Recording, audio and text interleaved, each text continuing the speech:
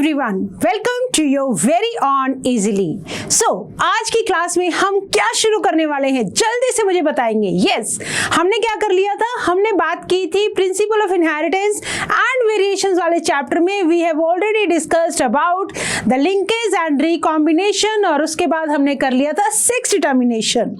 तो आज का हमारा टॉपिक क्या है, जैसा कि हमें पता है एनसीईआरटी को बेस मानते हुए हम अपने टॉपिक्स एनसीईआरटी के अकॉर्डिंग कवर करते जा रहे हैं. तो आज का हमारा टॉपिक है म्यूटेशंस और साथ ही साथ हम एक ब्रीफ सा इंट्रोडक्शन लेंगे किसके बारे में, पेडिग्री एनालिसिस के बारे में. ठीक है, okay.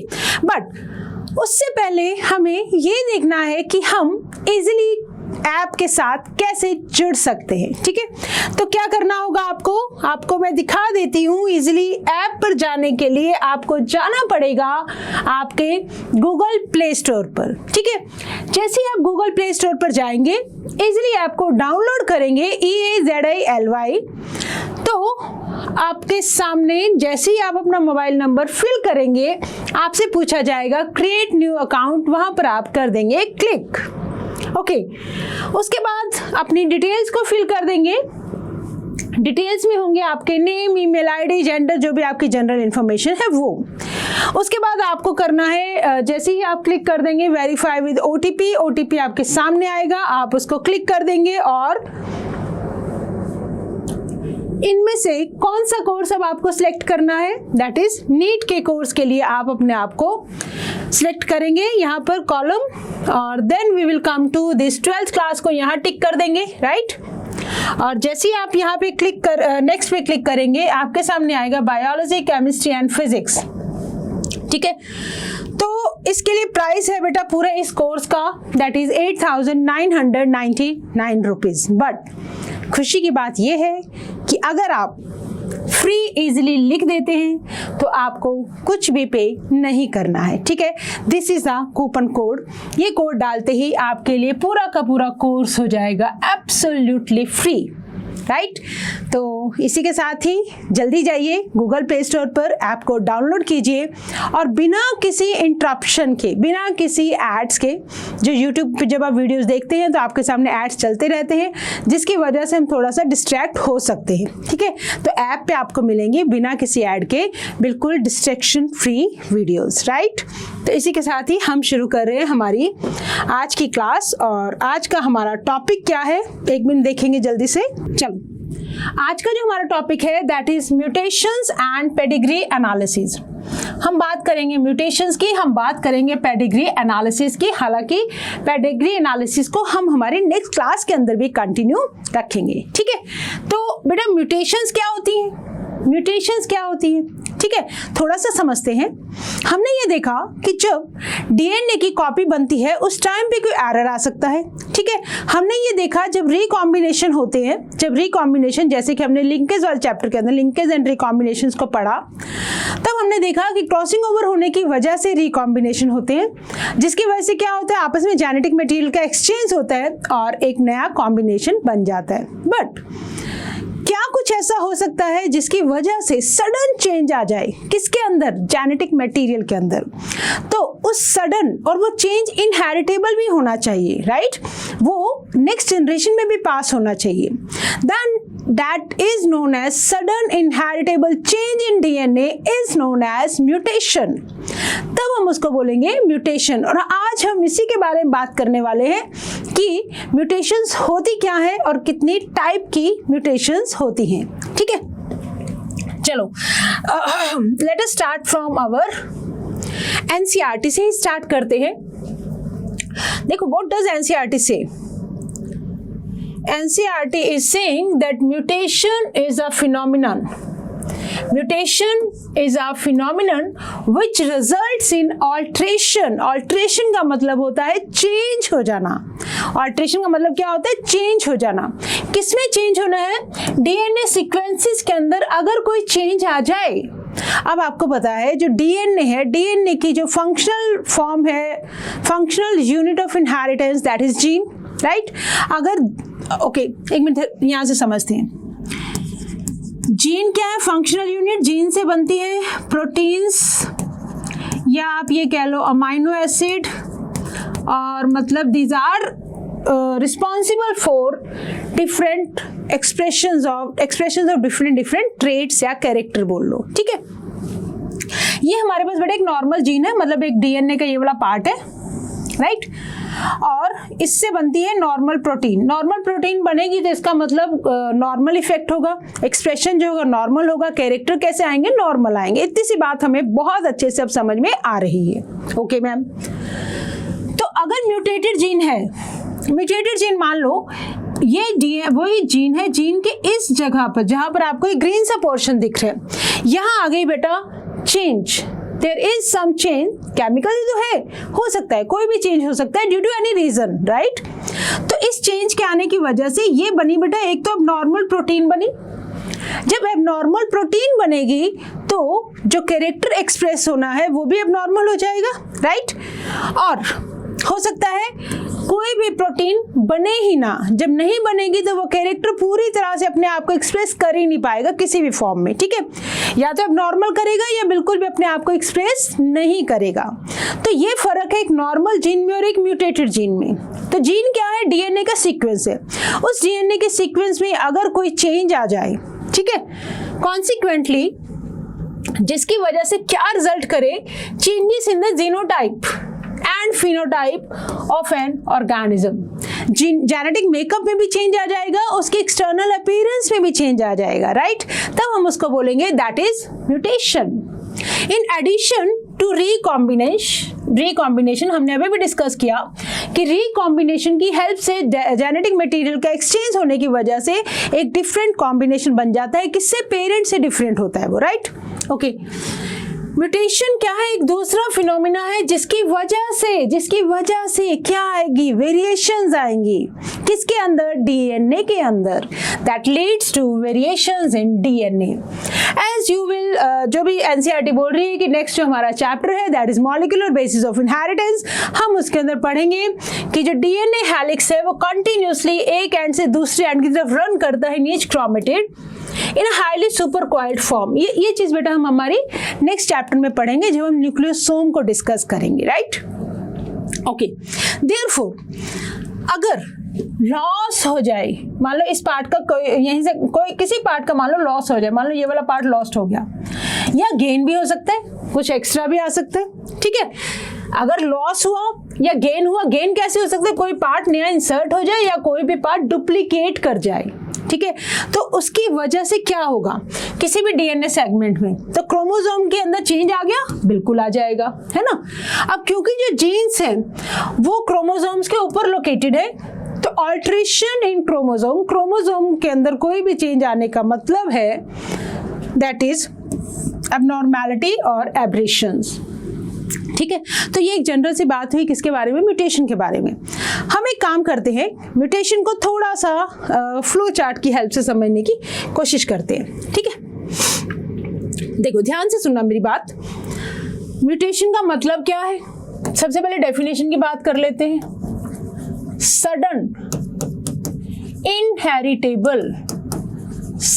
Inheritable change in genetic material, ठीक है। ये जो चेंज है दैट इज इनहेरिटेबल और सडन, ऐसा नहीं कि धीरे धीरे आएगा। जब भी सडन चेंज आएगा, वर्ड याद रखना है सडन, तो that leads to mutation, right. अब म्यूटेशन हमने डिस्कस किया, क्रोमोसोम के अंदर कोई अबनॉर्मैलिटी आ जाए, या तो उसकी स्ट्रक्चर में या उसके नंबर में चेंज आ जाए, राइट।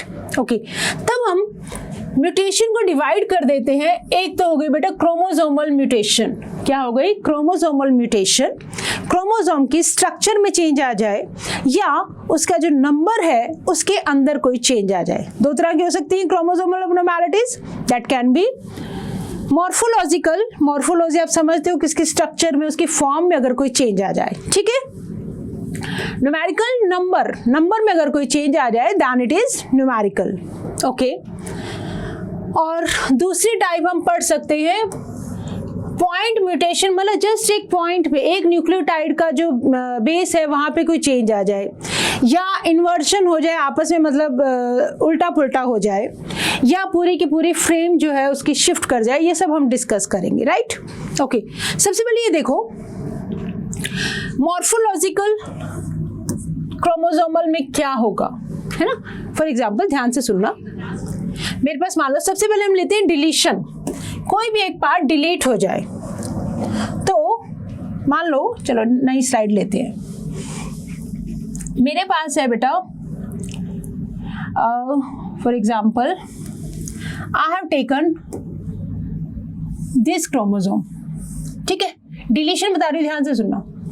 यहाँ पे जीन्स है 1 2 3 4 5, यहाँ A B C D E F, ठीक है। किसी भी वजह से मान लो इतना पोर्शन जो है वो डिलीट हो जाए, ये क्या हो जाए, डिलीट, ठीक है।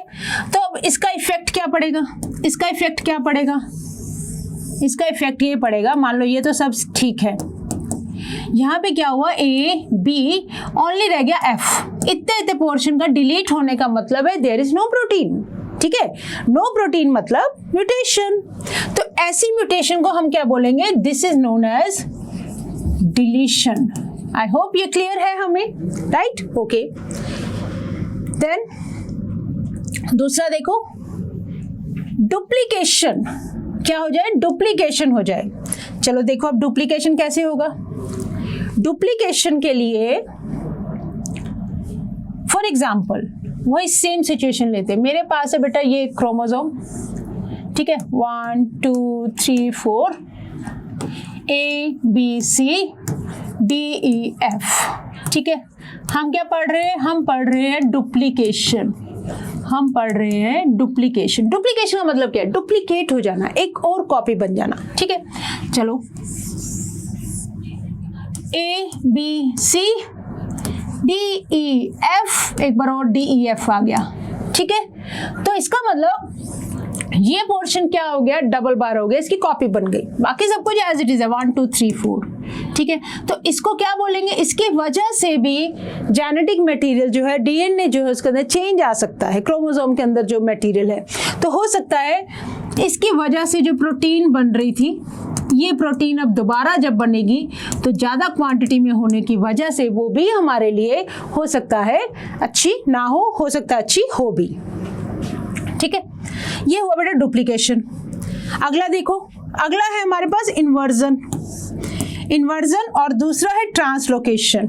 इन्वर्जन का मतलब उल्टा पुल्टा हो जाए, है ना। इन्वर्जन में देखो क्या होगा,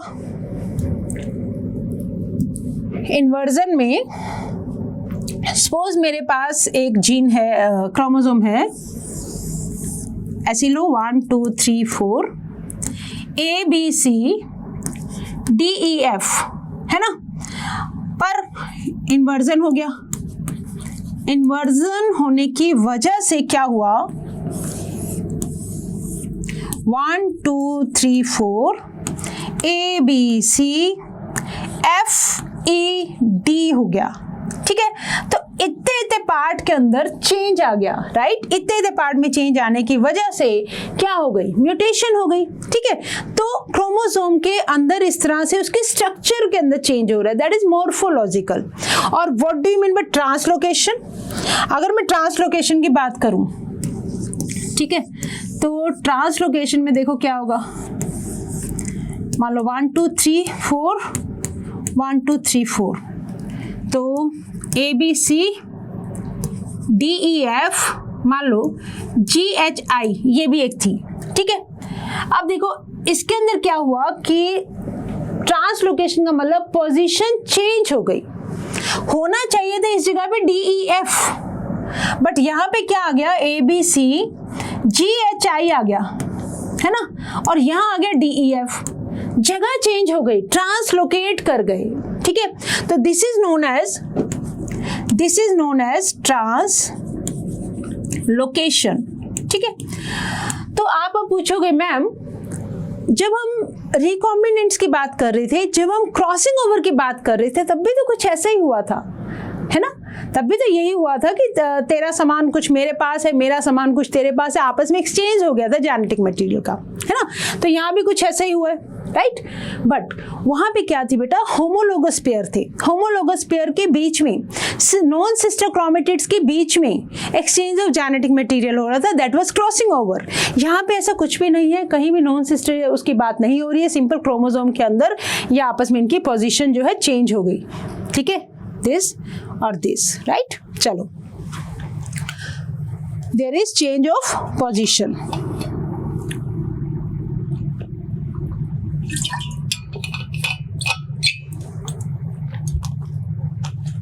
ऐसा मान लो कि इसकी जगह पे ये वाला इधर चला गया, ये वाला, तो कुछ भी हो सकता है, ठीक है, दैट इज ट्रांसलोकेशन। तो इस तरह से क्या हो सकता है बेटा, क्रोमोसोम के मॉर्फोलॉजी के अंदर चेंजेस आ सकते हैं। आगे आ जाओ, न्यूमेरिकल अगर चेंज आ जाए, अगर पूरा का पूरा सेट चेंज हो जाए, change in one set of chromosome, that is पूरा एक नंबर चेंज हो जाए, एन नंबर, तब हम उसको बोलते हैं यूप्लॉइडी। और एन्यूप्लॉइडी में क्या होता है, +-1 या +-2, कोई भी जो क्रोमोसोम का जो नंबर है दैट इज या तो माइनस हो जाए या प्लस हो जाए, ठीक है? चलो, अगर वन सेट से चेंज हुआ है तो हम बोलेंगे हैप्लॉइड, दो सेट चेंज हुए डिप्लॉइड, मैनी सेट चेंज होते हैं तो हम इसको बोलते हैं polyploidy, and it is seen in plants only, polyploidy in plants only, ठीक है? That can B chemical induced भी हो सकती है, कि हम क्या कर सकते हैं, क्रोमोसोम का जो नंबर है वो भी हम चेंज करवा सकते हैं, ठीक है? चलो, और देखो एन्यूप्लॉइडी के अंदर क्या होगा, अगर एक क्रोमोसोम माइनस हो जाए, देयर वाज, मान लो 2 सेट है क्रोमोसोम्स के, ठीक है, होमोलॉगस पेयर है, सेपरेशन के टाइम पे मान लो दोनों को होना चाहिए था, एक माइनस हो गया, तो कितना बचा, एक बचा, तो उसको बोलते हैं मोनोसोमी, उसको क्या बोलते हैं, मोनोसोमी, ठीक है? अगर दोनों के दोनों माइनस हो जाए, दोनों के दोनों माइनस हो जाए, तो उसको बोलेंगे नलिसोमी, उसको क्या बोलेंगे, नलिसोमी, ठीक है? ओके, अगर एक 1 प्लस हो जाए, ये दोनों क्रोमोसोम्स है, ठीक है, एक और आ गया, तो ये कितने बन गए, this is known as trisomy, this is known as trisomy, ठीक है? अगर पूरा का पूरा जो सेट था वो आ जाए तो उसको बोलते हैं, this is known as tetrasomy. ऐसा करते हैं इसको हम, ट्राइसोमी मतलब 3, ठीक है, ट्राइसोमी मतलब 3 हम यहाँ पे बना लेते हैं, 1 2 तो थे ही, एक एक्स्ट्रा आ गया, ठीक है? नलिसोमी में क्या, दोनों के दोनों डिलीट हो गए, और यहाँ पे क्या हुआ, 2 में से एक माइनस हो गया, इसका मतलब एक ही रह गया, ठीक है? तो इसको क्या बोल देते हैं, टेट्रासोमी, राइट? क्लियर हो रहा है, बिल्कुल क्लियर हो रहा है कि ध्यान से सुनो, अगर किसी भी वजह से क्रोमोसोम के ऊपर जो जीन्स का सीक्वेंस है, जो जनरली हम क्या लेते हैं, हम 3 का जो सेट है उसको हम एक कोडोन बोलते हैं, ठीक है? क्रोमोसोम के ऊपर जो भी जेनेटिक मटेरियल है, जो न्यूक्लियोटाइड जो बेस है, उनका 3 का सेट, मतलब जब वो ट्रांसलेशन होगा, जब प्रोटीन्स बनेंगी, तो 3 का सेट, 3 न्यूक्लियोटाइड का जो सेट है वो कंट्रोल करेगा एक अमाइनो एसिड, ठीक है? तो that is known as codon, ठीक है? तो अगर एक कोडोन किसी भी वजह से उसमें कोई भी डिस्टर्बेंस आ जाए, या तो वो डिलीट हो जाए, या डुप्लीकेट हो जाए, या पोजीशन उसकी चेंज हो जाए, ट्रांसलोकेशन, या उल्टा हो जाए, मतलब फ्लिप कर जाए, ए की जगह बी आ जाए, बी की जगह ए आ जाए, इन्वर्जन, ठीक है? तो इन सब केसेस के अंदर म्यूटेशन आती है, या फिर म्यूटेशन आती है नंबर चेंज होने की वजह से, ठीक है? पूरा का पूरा एन जो सेट अगर चेंज हो जाए, म्यूटेशन आ जाए, इसको बोलते हैं हैप्लॉइड। डबल का सेट हो तो डिप्लॉइड, ज्यादा मैनी नंबर ऑफ क्रोमोसोम आ जाए, ज्यादा सेट ऑफ क्रोमोसोम आ जाए, that is known as polyploidy. ये किसके अंदर देखते हैं हम, सिर्फ और सिर्फ प्लांट्स के अंदर में। अब देखो, अब जो होमोलोगस पेयर ऑफ क्रोमोसोम्स है सेपरेट होते हैं, ठीक है? अगर मान लो 2 के सेट में से एक माइनस हो जाए, दैट इज मोनोसोमी, दोनों ही माइनस हो जाए, नील, कुछ भी नहीं बचेगा, नलिसोमी। एक एक्स्ट्रा आ जाए, separation on the homologous pair का 2 तो एक आएंगे, दूसरे सेट का एक और जो क्रोमोसोम था वो भी इसके साथ आ गया, दैट इज ट्राइसोमी। जैसा कि हम पढ़ेंगे 21st क्रोमोसोम की trisomy in Down syndrome due to any reason, जो आपस में सेपरेशन होना था वो नहीं हो पाया या कुछ एक्स्ट्रा चला गया, हो सकता है, कुछ भी हो सकता है, ठीक है। टेट्रासोम में क्या होगा, पूरा का पूरा सेट, दोनों जो होमोलोगस पेयर है एक ही सेट के अंदर आ जाए तो उसको बोलेंगे दैट इज टेट्रासोमी, ठीक है। ओके, अब देखो पॉइंट म्यूटेशन क्या होता है। पॉइंट म्यूटेशन का मतलब ये है, हम पढ़ेंगे सिकल सेल एनीमिया के अंदर, अगर एक पर्टिकुलर पॉइंट के ऊपर चेंज आ जाए, पॉइंट से मतलब यहाँ पे हमारा ये है, चलो इसको ऐड करके देखते हैं, पॉइंट म्यूटेशन, पॉइंट म्यूटेशन, ठीक है। फॉर एग्जाम्पल हम ये मान लो अमाइनो एसिड की चेन है, ठीक है, ये पूरी की पूरी अमाइनो एसिड की चेन बन रही थी। यहाँ पे फर्स्ट पोजीशन पे होता है वैलिन, हीमोग्लोबिन की चेन की बात कर रही हूँ। यहाँ होता है ग्लूटामिक एसिड 6th पोजीशन में, 1 2 3 4 5, चलो इसको यहाँ पे, इसको 6th पोजीशन, 1 मिनट, 5th और यहाँ ले लो 6th, ठीक है। ये ग्लूटामिक एसिड यहाँ पे चेंज हो गया, इसकी जगह पे आ गया वैलिन, मतलब एक पर्टिकुलर पॉइंट के ऊपर क्या आ गया, चेंज आ गया, उसको बोलते हैं point mutation. Wait for a second, एक second.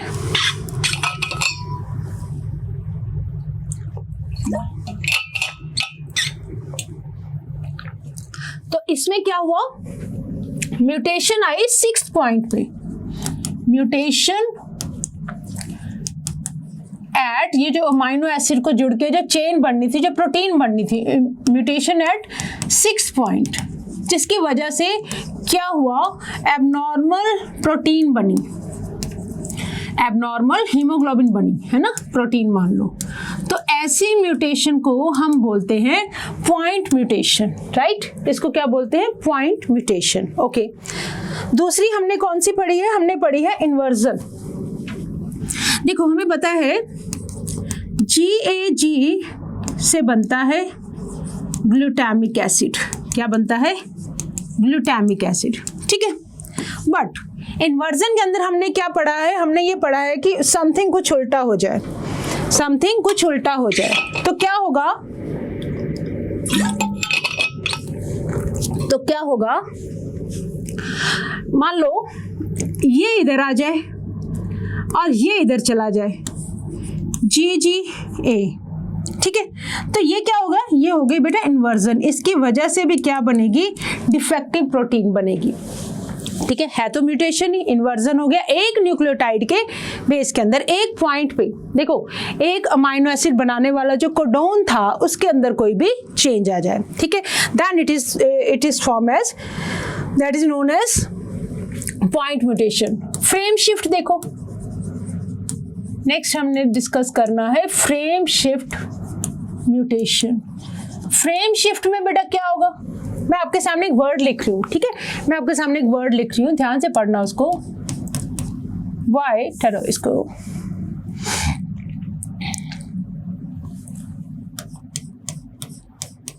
Y did cat eat rat, ठीक है, ठहरो इसको पास लिखने दो,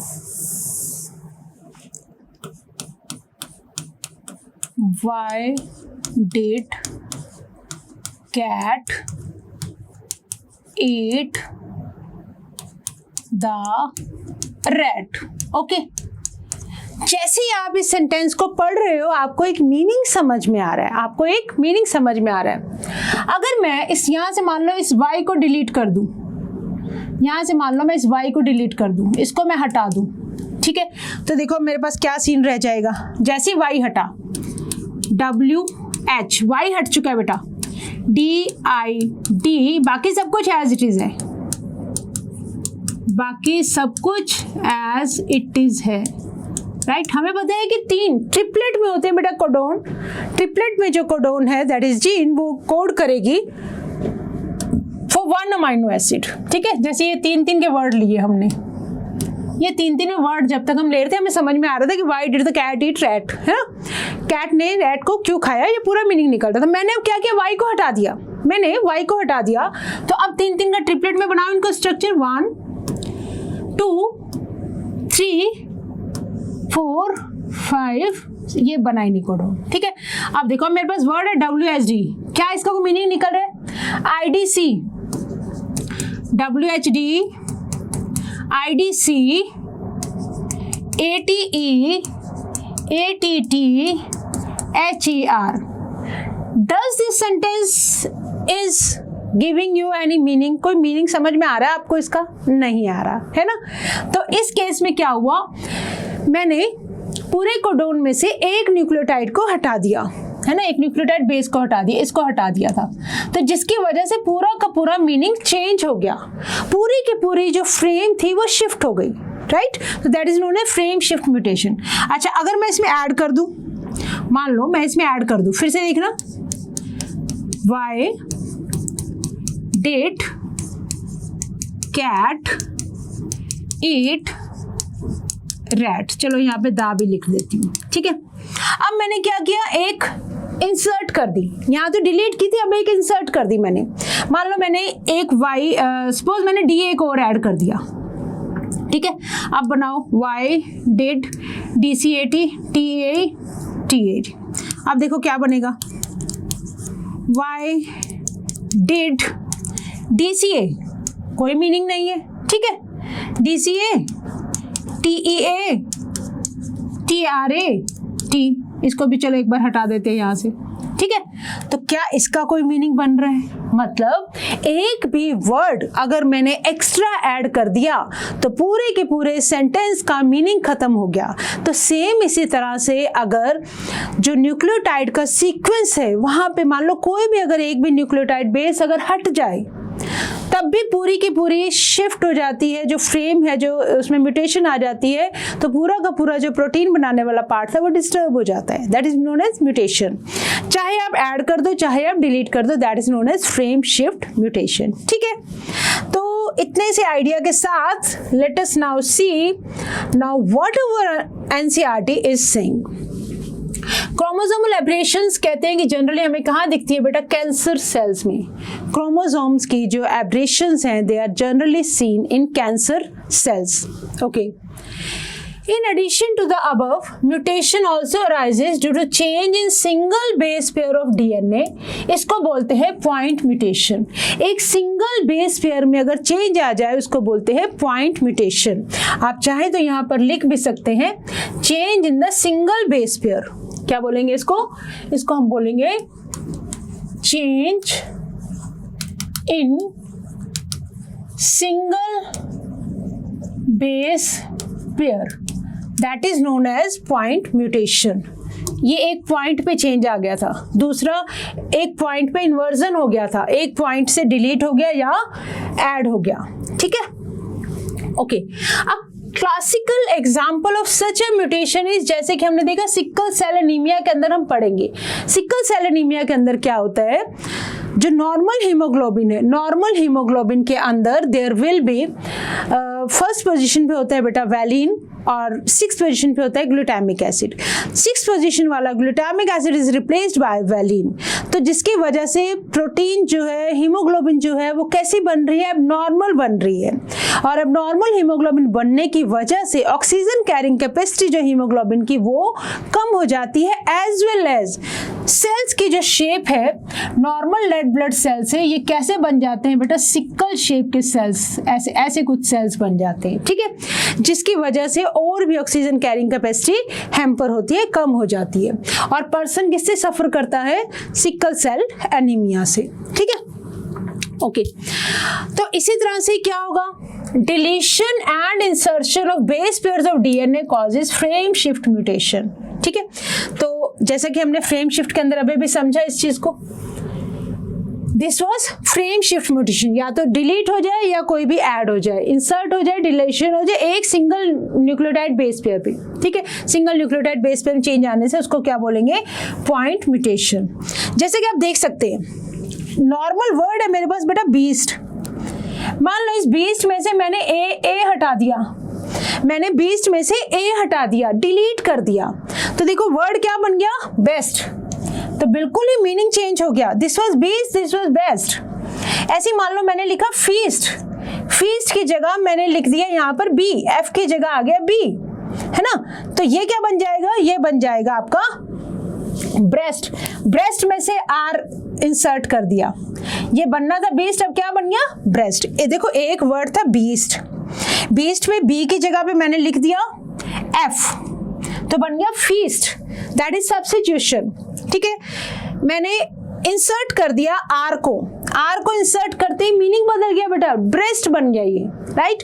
अगर मैंने डिलीट किया तो ये बन गया बेस्ट, और अगर मैंने यहाँ से किसको डिलीट किया, मैंने BATS, हाँ इस वाले S को और इसको चेंज कर दिया, मतलब यहाँ पे S होना चाहिए था, यहाँ T होना चाहिए था, मैंने इसको उल्टा पुल्टा कर दिया, मतलब इन्वर्जन कर दिया, दैट इज बन गया बीट्स। तो आप समझ पा रहे हैं एक न्यूक्लियोटाइड बेस पेयर के एडिशन होने से, डिलीशन होने से, इन्वर्जन होने से कैसे मीनिंग बदल जाते हैं, कैसे मीनिंग बदल जाते हैं। ठीक है, तो ऐसी म्यूटेशंस को हम क्या बोलते हैं, पॉइंट म्यूटेशंस। ओके, और देखो the mechanism of mutation is beyond the scope of discussion at this level. ठीक है, however there are many chemical और physical factors होते हैं that induce mutations। तो अगर कोई mutations cause करने वाले chemicals उनको बोलते हैं mutagens। अगर ऐसे किसी mutagens की वजह से mutation आती है उसको बोलते हैं induced mutation, और sudden वैसे ही कोई change आ जाए that is known as spontaneous mutation। ठीक है, okay, these are referred to as mutagens। Ultraviolet radiation can cause mutation in an organism, ये क्या है, म्यूटाजेंस। तो अल्ट्रावायलेट जो सनलाइट से है, जो एक्सरेज है, this all are mutagens. Carcinogen जैसे सिगरेट हो गया, प्रोसेस्ड फूड और प्रिजर्वेटिव जो होते हैं, है ना, fast food type, cosmetics and cleaning products, ये क्या है, केमिकल्स हैं जो म्यूटेशंस कॉज कर सकते हैं। देन इन्फेक्शियस एजेंट जैसे कि वायरस, जैसे कि bacteria, they can also cause the mutations. ठीक है, ओके, एक बार देख लेते हैं हमारे पास म्यूटेशन और कितनी टाइप्स की होती हैं। देखो, अब देखो डिपेंड करता है कौन सा सेल इन्वॉल्व है म्यूटेशन में। हमारी बॉडी के अंदर कुछ सेल्स होते हैं which are involve in reproduction, और कुछ होते हैं जो बाकी बॉडी के पार्ट्स या बाकी फंक्शंस करते हैं, उसको हम क्या बोलते हैं, दैट इज क्रोमोसोम की बात करें, ऑटोसोम्स और सेक्स क्रोमोसोम। ठीक है, तो जर्म सेल्स को छोड़ दो, ओवरीज और टेस्टिस उनको छोड़कर बाकी जितने भी सेल्स हैं उनको बोलते हैं सोमैटिक म्यूटेशंस, सोमैटिक सेल्स। तो अगर म्यूटेशन आ जाए इन सोमैटिक सेल्स में, सोमैटिक सेल्स में, तो इनको बोलेंगे सोमैटिक म्यूटेशन। और अगर आ जाए जर्म सेल्स में, जर्म सेल्स में आ जाए तो उनको बोलते हैं जर्माइनल म्यूटेशन। और ये वाली म्यूटेशन जो है आगे इनहेरिटेबल होती हैं, नेक्स्ट जनरेशन में पास ऑन होती हैं। ठीक है, दूसरी हमारे पास एक और बेसिस ऑफ आउटकम, अगर म्यूटेशन आने की वजह से हमारे पास रिजल्ट क्या आ रहा है, हम उसके बेसिस पे भी म्यूटेशन को डिवाइड कर सकते हैं। ये थोड़ी सी एक्स्ट्रा बातें हैं। ठीक है, जैसे कि देखो हमें पता है जी से क्या बन रहा है बेटा, ग्लूटामिक एसिड बन रहा है। ठीक है, अब देखो म्यूटेशन आया एक ही जगह पर आ गया सी। ठीक है, तो GCG बनने की वजह से भी ये वाली जो कोडोन है ये भी ग्लूटामिक एसिड के लिए ही कोड करता है। तो यहाँ पे कोई चेंज आया नहीं आया, तो मतलब इस म्यूटेशन के बारे में पता भी नहीं लगेगा, because it is creating the same sense. जो अमाइनो एसिड बनना चाहिए था म्यूटेशन आने के बाद भी सेम अमाइनो एसिड बन रहा है, तो रिजल्ट पे कोई भी फर्क नहीं पड़ रहा है, तो ऐसी म्यूटेशंस को बोलते हैं सेम सेंस। तो इनका कोई ज्यादा इफेक्ट नहीं पड़ेगा, राइट। ओके, अब देखो GAG बनाती है बेटा ग्लूटामिक एसिड। अब एक ही जगह पे आ जाए GUG आ जाए तो कौन सा अमाइनो एसिड, वेलिन बनेगा। ठीक है, वेलिन बनेगा तो बनना चाहिए तो ग्लूटामिक एसिड बन गया वेलिन, तो एकदम से सेंस क्या हो गई, एंटी सेंस, मतलब यहाँ से मीनिंग एकदम से चेंज हो गया, जिसकी वजह से क्या बनी, अब नॉर्मल हीमोग्लोबिन बनी, जैसे कि सिकल सेल एनीमिया में। ठीक है, अब देखो GAG से बनना चाहिए ग्लूटामिक एसिड। ओके, म्यूटेशन ऐसी आई, ये वाला G रिप्लेस हो गया बेटा U से। अब आपको पता है U है G, ये होते हैं बेटा stop codon, this is stop codon. तो जिसकी वजह से कोई भी प्रोटीन नहीं बनेगी, इसको बोलते हैं नॉनसेंस कोडोन या स्टॉप कोडोन। तो इसके बेसिस पे भी आप म्यूटेशन को डिवाइड कर सकते हैं, क्या वो सेम सेंस वाली म्यूटेशन है, या वो एंटी सेंस वाली म्यूटेशन है, या वो नॉन सेंस वाली म्यूटेशन है। ठीक है, तो these are different ways to study mutation, कितने टाइप्स की म्यूटेशंस होती हैं। ओके, अब आओ, म्यूटेशंस हमने कर लिया, अब आ जाओ बेटा क्वेश्चन आंसर्स पर। जल्दी से आंसर देंगे। ऑल्ट्रेशन इन क्रोमोसोम, क्रोमोसोम के अंदर चेंज आ जाना, that may be due to deletion of a segment of DNA. Okay, addition of segment of DNA, yes, deletion भी हो सकता है, एडिशन भी हो सकता है, डुप्लीकेशन भी हो सकता है, हमने अभी भी पढ़ा। तो that means any of these can be applicable. ठीक है, तो डी आंसर हो गया हमारा क्वेश्चन का। नेक्स्ट देखो, ओके, डिलीशन और insertion of base pair of DNA causes, क्या वो पॉइंट म्यूटेशन कॉज करेंगे? यस, हमने देखा हीमोग्लोबिन में अभी फ्रेम शिफ्ट म्यूटेशन भी कॉज करेंगे, एक आधे किसी भी बेस पेयर का डिलीशन या इंसर्शन हो जाए। ट्रांसवर्जन मतलब इन्वर्जन जिसको हम बोल रहे हैं, ठीक है, that can also be there. तो दैट मीन्स ये भी क्या हो जाएगा, ऑल ऑफ दीज। आगे आ जाओ। Find out the correct statement. UV radiation can cause mutation in organism. Yes. Chromosomal aberration is commonly observed in cancer cells. Yes, हमने अभी भी पढ़ा। Mutation is a phenomenon that results in the alteration of DNA sequence and results in changes in the genotype and phenotype of an organism. Correct statement. Okay, ये भी ठीक है। That means सारी के सारी statements क्या हैं, एकदम ठीक है। ठीक है, ओके, विद दिस म्यूटेशन करने के बाद अब हम करने जा रहे हैं पेडिग्री एनालिसिस। ठीक है, ओके, म्यूटेशंस हमने समझा, जेनेटिक मटेरियल के अंदर चेंज आ सकता है, that can be responsible for causing various kinds of disease. Mutations की वजह से बहुत सारे डिसऑर्डर्स हो सकते हैं। ठीक है, और हमने ये बोला ये म्यूटेशंस क्या होते हैं, इनहेरिटेबल। ठीक है, तो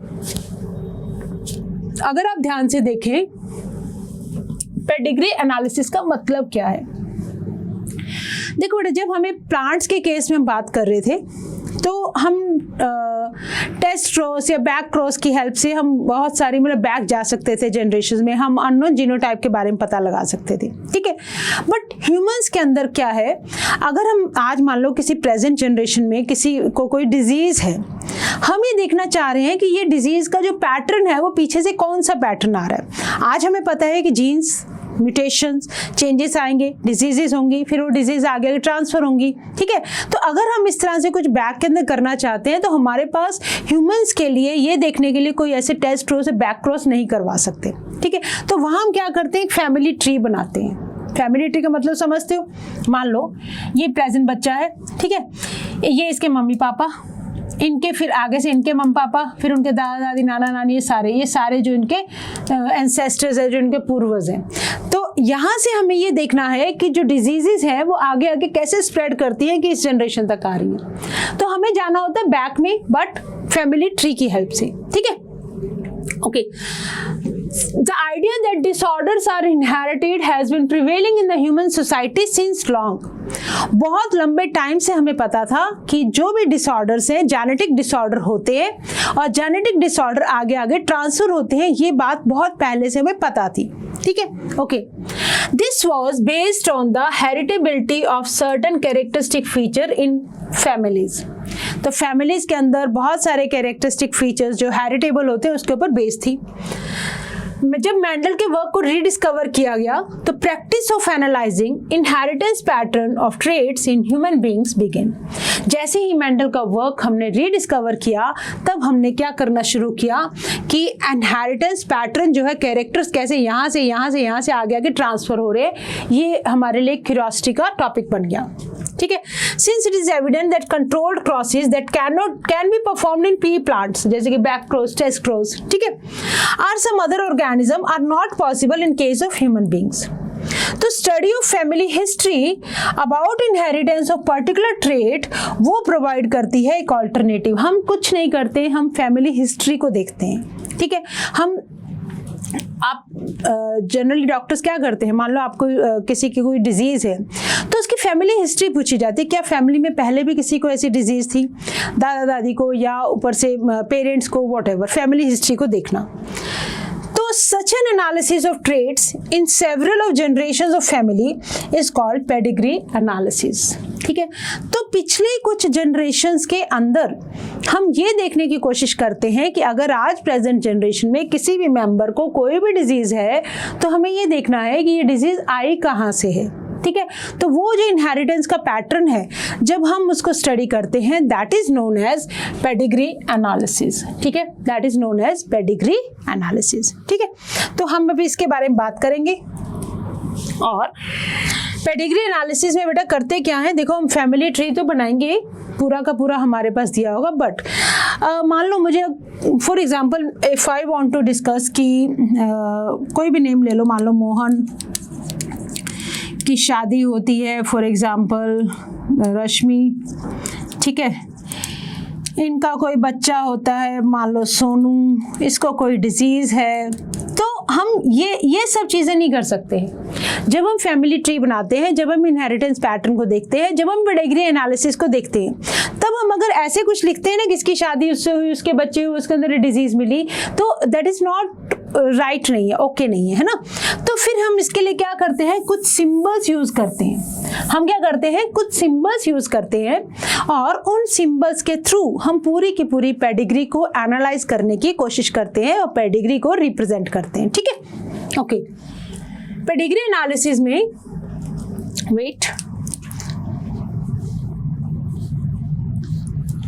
पेडिग्री एनालिसिस में क्या होता है, the inheritance of particular trait is represented in the family tree. ठीक है, okay, over generations. Human genetics में it's a very strong tool, no doubt, which is utilized to trace the inheritance of specific trait, abnormality या disease को। कुछ important standard symbols हैं जो pedigree के अंदर यूज होते हैं। ठीक है, और इन सिंबल्स को आपको बहुत अच्छे से याद करना है। ओके, अगर मान लो मैं बना रही हूँ कोई, मुझे किसी मेल को रिप्रेजेंट करना है, मान लो मुझे उस मोहन का नाम लिखना था, तो मैं नाम नहीं लिखूंगी, मैं क्या लिखूंगी, I will just make a square. ठीक है, इसके बिल्कुल ब्लैंक छोड़ूंगी इसको, तो ये रिप्रेजेंट करेगा नॉर्मल कंडीशन को। This is normal, this is normal.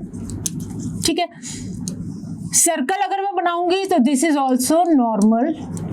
Circle represent करेगा बेटा फीमेल को और स्क्वायर रिप्रेजेंट करेगा मेल को।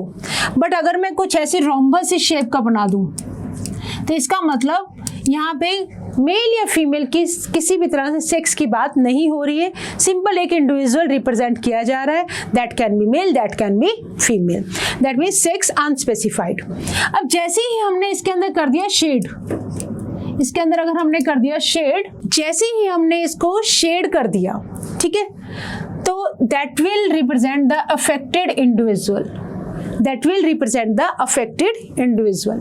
ठीक है, और ऐसे ही सर्कल को मान लो मैंने शेड कर दिया, it is also the affected individual, right. अब देखो, मेल और फीमेल के बीच में मैरिज को रिप्रेजेंट करने के लिए हम करेंगे मेल के लिए स्क्वायर, फीमेल के लिए सर्कल। इनको एक लाइन से ज्वाइन कर दो, दैट मीन्स मेटिंग, मतलब इनके बीच में क्या है, मैरिज वाला रिलेशन है। ओके, अगर हम इनको दो लाइंस लगा दें, ठीक है, दीज टू लाइंस, तब हम बोलेंगे this is marriage between relative, that is known as consanguineous mating. Consanguineous mating, closely related जो रिलेटिव्स हैं उनके बीच में अगर मेटिंग हो जाए तब हम उसको ऐसे रिप्रेजेंट करेंगे। ठीक है, ओके। अब मान लो मेटिंग, ये मेटिंग हुआ और यहाँ से हमने रिप्रेजेंट किया इनकी नेक्स्ट जनरेशन, इनके बच्चे, this is daughter, this is their son. Parents above, ये क्या है बेटा, दीज आर पेरेंट्स, और नीचे लाइन से जो हमने ज्वाइन किया ये क्या रिप्रेजेंट कर रहे हैं, children, right. In order of birth, that is left to right जाएंगे, पहली बेटी गर्ल है, दूसरी सन है उनका। ठीक है, parents with male child affected with disease. अब इनका ये मेल चाइल्ड हुआ, ये कैसा है, अफेक्टेड है, क्योंकि ये रेड से हमने शेड कर दिया। और जब हम सिंपल ऐसे लिख दें दैट मीन्स 5 अनअफेक्टेड ऑफस्प्रिंग, यहाँ कोई भी मेल या फीमेल सेक्स स्पेसिफाइड नहीं है, सिंपल हमने क्या लिख दिया 5 क्या है मेल और 5 बच्चे हैं, बस इतना मान लो, ठीक है। तो ये सिंबल्स जब तक आपको याद नहीं होंगे तब तक आप पेडिग्री को समझ नहीं पाएंगे, पेडिग्री को रिप्रेजेंट नहीं कर पाएंगे, ठीक है। तो इनको समझना फिलहाल हमारे लिए, पेडिग्री समझने के लिए इट्स वेरी वेरी इंपॉर्टेंट। आगे आ जाओ। जैसा कि हमने इस चैप्टर में पढ़ा कि every feature in organism is controlled by one और other gene located on the DNA present on chromosome, है ना। हमने क्या पढ़ा, हर कैरेक्टर के लिए क्या है बेटा, जीन है। जीन कहाँ पे प्रेजेंट है, क्रोमोसोम पे, है ना। जीन्स आर लोकेटेड ऑन, चलो सीधा डीएनए कर लो, डीएनए कंडेंस होके क्या बना रहा है, क्रोमोसोम। तो अल्टीमेटली जीन्स कहाँ प्रेजेंट है, क्रोमोसोम्स पर। DNA is the carrier of genetic information, DNA क्या है, कैरियर है जेनेटिक इंफॉर्मेशन का, और it is hence transmitted from one generation to another, ठीक है, विदाउट एनी चेंज और ऑल्ट्रेशन। पूरी की पूरी इंफॉर्मेशन कौन लेके जा रहा है, डीएनए, ठीक है। तो डीएनए ट्रांसमिट होते हैं एक जनरेशन से दूसरी जनरेशन में, ये बात भी हमें पता है, विदाउट एनी चेंज। हालांकि चेंजेस से ऑल्ट्रेशन भी आ जाती हैं क्योंकि it is a chemical process, errors आ जाते हैं। सच एन ऑल्ट्रेशन और change in the genetic material due to mutation, है ना, इसको क्या बोलेंगे, is refer to as mutation.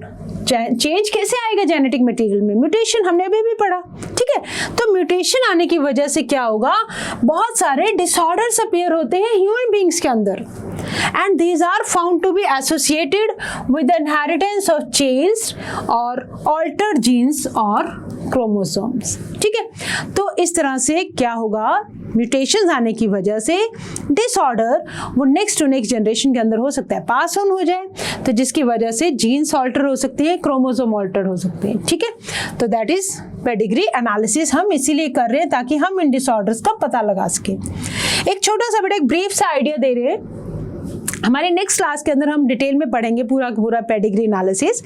आप सबने सुना होगा Prince Charles that is suffering from hemophilia, that is royal disease, bleeders disease, hemophilia एक X linked disorder है, मतलब इस disorder के लिए जो जीन है वो प्रेजेंट है X क्रोमोसोम पर, ठीक है। ओके, तो जब हम बात करते हैं haemophilia in the descendants of queen Victoria की फैमिली में, क्वीन विक्टोरिया के आगे आगे ऐसे करके इस जनरेशन से यहाँ पे डिजीज ट्रांसफर हुई, फिर ये इसने आगे इनके नेक्स्ट जनरेशन में ट्रांसफर होती है, फिर इनसे ट्रांसफर होती है, पूरी की पूरी ऐसे पूरा फैमिली ट्री है। This is what the family tree of queen Victoria family. तो इस तरह से हम रिप्रेजेंट करते हैं इस पेडिग्री चार्ट को या पेडिग्री एनालिसिस को, ठीक है। ये हुआ एक ब्रीफ सा इंट्रोडक्शन, जल्दी से करते हैं क्वेश्चन आंसर। और क्वेश्चन है आपके सामने, the method for analyzing the inheritance patterns of trait in human beings is, inheritance pattern इसको बोलते हैं बेटा pedigree analysis. This is pedigree analysis, DNA fingerprinting नहीं है, ना ही ये कोई कंट्रोल क्रॉस है।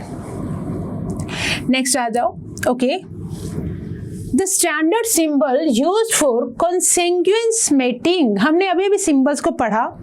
तो अगर मेल और फीमेल के बीच में मेटिंग है और अगर हमने डबल लाइन लगा दी, that means that mating is between relatives, ठीक है।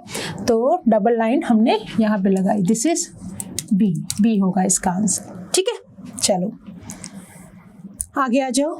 The inheritance pattern of a gene over generation among humans is studied by pedigree analysis. Okay. The character studied in the pedigree analysis is equivalent to, हमने बोला jeans का transfer होता है, factors transfer होते हैं। Jeans का जब transfer होगा तो उनके अंदर हो सकता है म्यूटेशंस आ जाए, जिसकी वजह से क्या होता है, डिसऑर्डर्स आ जाए, डिजीजेस हो जाए। तो ऐसे जब फैक्टर्स का ट्रांसफर, जीन का ट्रांसफर, उनमें mutation, that means that is a Mendelian trait. ऐसे ट्रेट्स को क्या बोलेंगे, मेंडेलियन ट्रेट्स बोलेंगे, ठीक है।